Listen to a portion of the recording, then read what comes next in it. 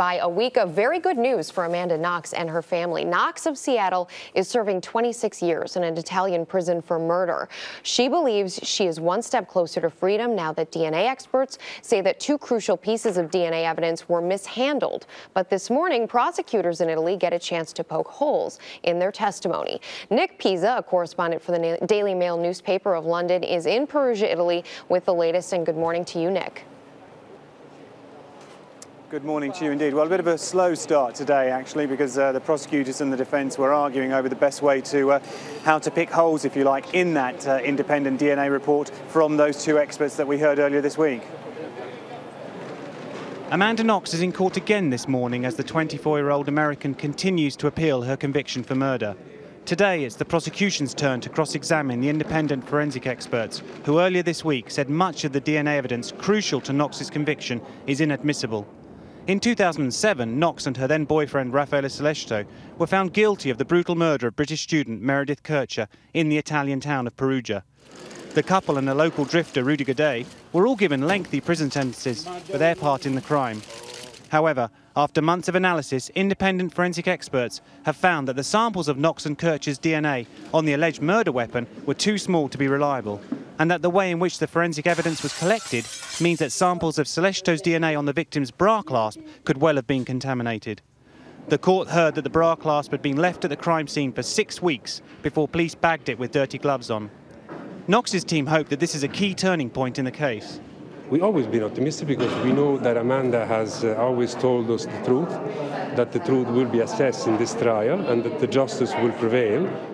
Amanda's family has rising hope that this could lead to their daughter's release. Well, prosecutors, if they fail to undermine that DNA evidence from those experts, it obviously will raise hopes for Amanda's family that she will be freed on appeal when this case resumes in September after the summer recess. Rebecca? Nick Pisa, correspondent for the Daily Mail of London. Nick, thank you.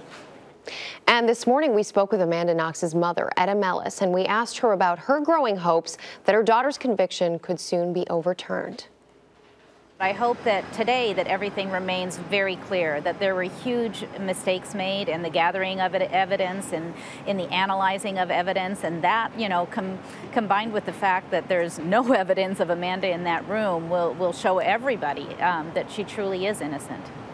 I want to say it's done, but I can't do that because, even in the first trial, when there was no evidence that was put out there that connected her to the crime, even in the first trial, the knife was dubious at best, it was the wrong size, all of those things. So, we were really confident then with the fact that they, the prosecution had not even come close to proving their case, and we were just devastated when they found her guilty. So that's the fear that holds us back from being totally confident now.